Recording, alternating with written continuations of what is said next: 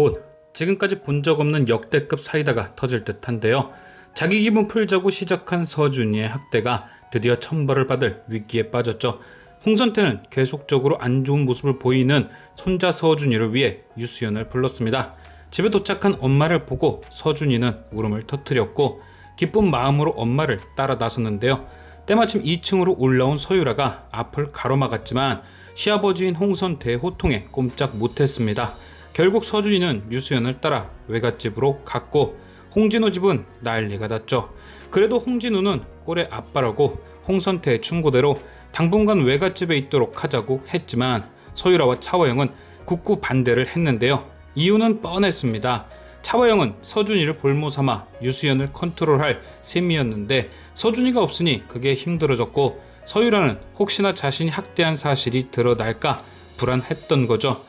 그런데 결국 그 불안은 현실이 되었습니다.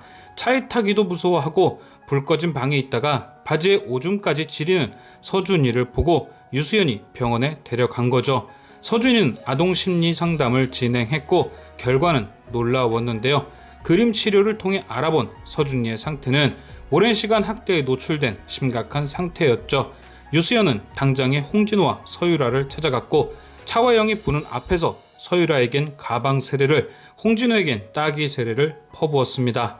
영문도 모른 채 두들겨 맞은 홍진호는 발끈했고 유수연은 애아빠면 애아빠답게 똑바로 하라 일러주며 서준이의 진단서를 보여줬는데요. 내용은 충격적이게도 유수연이 말한 학대가 맞았죠. 서유라는 서준이가 거짓말을 하는 거라며 길길이 날뛰었고 유수연은 당분간 서준이를 자신이 데리고 있겠다며 선전포고를 했습니다. 차화영과 홍진우는 그래도 꼴의 할머니와 아빠라고 걱정하는 티를 냈지만 서유라는 이 상황을 또 어떻게 피해 갈지 잔머리를 쓰고 있었습니다.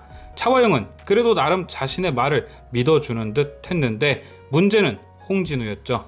아이 아빠이기도 하지만 진짜 걱정되는 건 디자인 경합 때 거짓말했던 사실을 들킨 게 더 문제였습니다. 흔히 모든 사람들이 다 아는 양치기 소년처럼 뭔가 자신의 말을 처음보다 덜 믿는다는 생각이 든 거죠.